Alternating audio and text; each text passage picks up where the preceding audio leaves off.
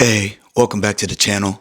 If this content is speaking to you in any type of way, man, if you're waking up every day with some fire in you, if you're praying, if you're starting to do better with life, if you're just starting to do better with your relationship with Christ, man, make sure you comment, like, and subscribe, bro. Let's grow together. This is something that we're continuing to do. You don't stop. You just continue to get better and better and better and better. The moment you stop is the moment you stop living. The moment you stop is the moment your momentum stops. And God's plan for you never stops with momentum. Now, let's go ahead and get to the next episode. Yo, what is good, everybody, man? Hopefully, y'all are feeling loved and blessed. As always, bro, welcome back to another Kids Room podcast. And today, man, we're going to be talking about something that is very crucial and very simple in life at the same time. Because we wake up every day and we have two decisions. We either choose wisdom, or what Proverbs 9 actually talks about is folly. So we can talk about that. That's foolishness. That's not discipline. That's lack, right? We can say that's lack, and then we have wisdom. So we have two decisions, two paths to choose whenever we wake up each and every day. One leads to life, and one leads to regret, death, and sin, obviously, right? So, but in Proverbs 9, it's a reminder is that not every invitation is from God.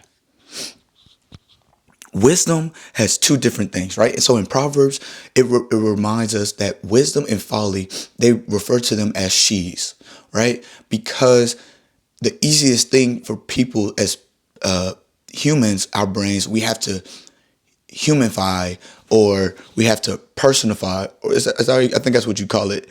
You personify things with people, right? So you give them attributes, you give them characteristics. So wisdom, right, has an invitation between Proverbs verses 1 through 6, and it talks about she builds a house, prepares a meal, invites you into maturity, her path leads to death, right? But on the other hand, it goes on to say about folly in verses 13 through 18 that she's loud, reckless, offers shortcuts, and her path often leads to destruction. Now, wisdom is intentional, but not being wise. Lack is impulsive because you are choosing that, right?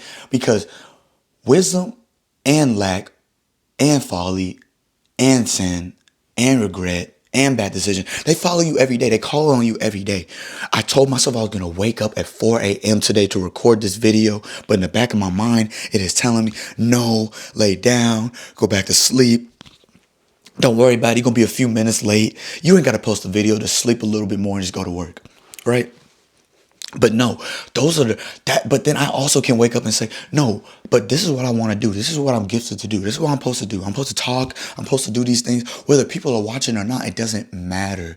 I'm supposed to hit record, and I'm supposed to do what I feel like is right. And this is what gets me up every day and motivates me, is getting into the word, reading the word, letting it marinate inside of me, from the night before, day before, whatever I read it, and allow it to be in my mind and meditate on it while I'm sleeping, while I'm doing things around the house, whatever, right?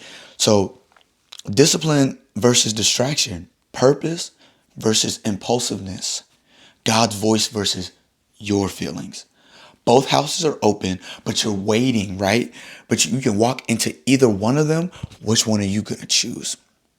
Wisdom takes preparation, but folly takes emotion. Right? Wisdom saying you to slow down. Don't rush. Don't think about it. Pray about it. Right? Don't just take it upon yourself. Choose your mission. Choose your purpose. Don't choose your emotions. Right? But folly is saying react. Don't think. Rush into it. Follow your emotions. Follow your heart. Whatever. Follow everything that you think is right and not what God thinks is right. Right? You're thinking short term, not long term. So let's go ahead and just break this habit now so then we don't have a future later. That's what folly wants you to do. But it wants you to do it with an open invitation. So you decide, so then you can't blame anybody but yourself, right? Because the wrong invitation looks good at first. So of course, you're going to choose the lack of self-discipline, and then you're going to do all these other things. And then one day you're going to wake up and it's going to be 6 months later and you're going to be like, what have I been doing in my life? Now, that does happen. That's normal in life. We all do it. We all get stuck in these cycles of just, what am I doing? I don't always know what I'm doing. That's okay. But the good part of it is, whatever you can control, whatever you can decide, is what you should follow, what you should do, even when you don't feel like doing it. Because it's a daily decision that determines your direction. You don't ruin your life in a day, but but you choose your direction every single day. You don't ruin your life by just one decision, but it's other decisions that follow after it. How you react to it, how you get better from it, how you progress from it, how you become wiser from it. What did you learn from it? Because we all are wise. We all have knowledge. We all know these things, but it's not about you knowing, it's about you doing because of what you know.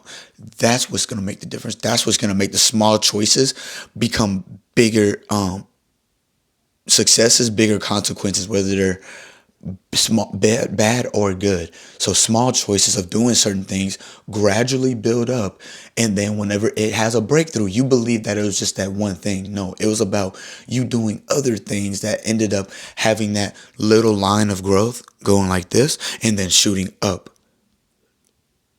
towards your mountain, towards the next valley, the top of the next mountain that's going to be the top of your valley, the bottom of your next valley, right? So you're not perfect, and God doesn't want you to be perfect. So every day that we going through these normal days and we're like, man, I'm not doing anything. I'm just praying. I'm just going to bed, waking up. Nothing crazy is happening to me. That's not a bad thing. That's not a bad thing. Okay?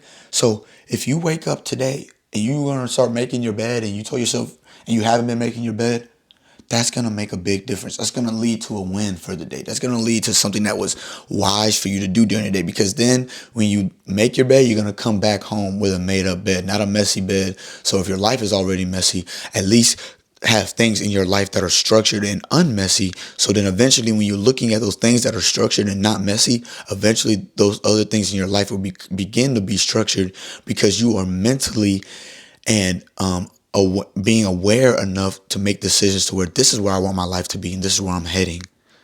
So slow down, pray, you know what I'm saying, and choose certain decisions that are going to build you up and not break you down. I appreciate y'all for tapping in with me on this one, man. I hope that y'all like, comment, and subscribe and support the channel, bro. Make sure that you are commenting, especially. Let me know what you are learning. Let me know what these things are doing for you, and let's build together. And I hope y'all catch me on the next one, man. God bless.